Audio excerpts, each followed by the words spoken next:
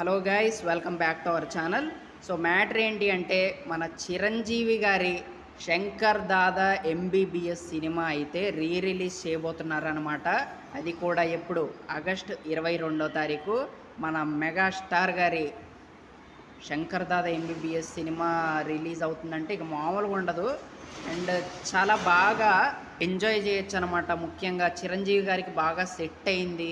And fans అందరూ చాలా బాగా ఎంజాయ్ చేయొచ్చు అనమాట. ఫ్యాన్సే కాదు, నార్మల్ ఆడియన్స్ కూడా అందరూ ఎంజాయ్ చేసే విధంగా ఉంటుంది ఈ సినిమా. అండ్ అప్పట్లో ఈ సినిమా నేనైతే థియేటర్లో చూడలేదు.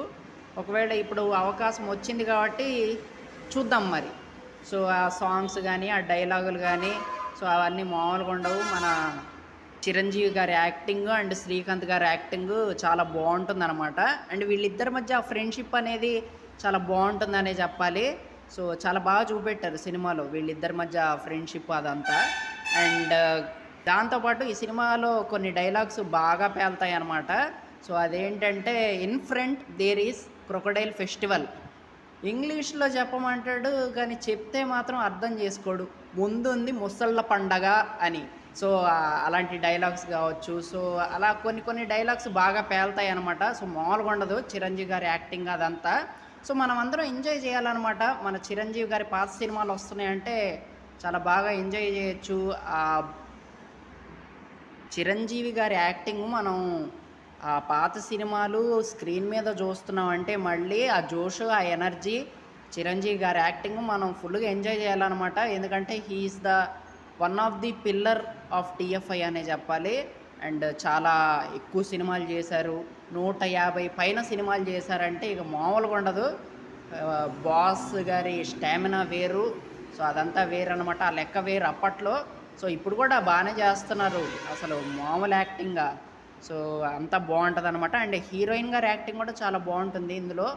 సో బాగుంటుంది వీళ్ళిద్దరి మధ్య కొన్ని మూమెంట్స్ కావచ్చు, అవన్నీ బాగుంటాయి. అండ్ చిరంజీవి గారిది కొన్ని సీన్లలో కామెడీ అవన్నీ మామూలుగా ఉండవన్నమాట. అండ్ మన హీరోయిన్ వాళ్ళ ఫాదర్తో చేసే కామెడీ అదంతా వేరే లెవెల్ అనిపించింది సినిమాలో. ఇక మ్యూజిక్కి ఇక థియేటర్లో అందరూ లెగిసి మరీ డ్యాన్స్లు వేయాల్సిందే, అలా ఉంటుందన్నమాట.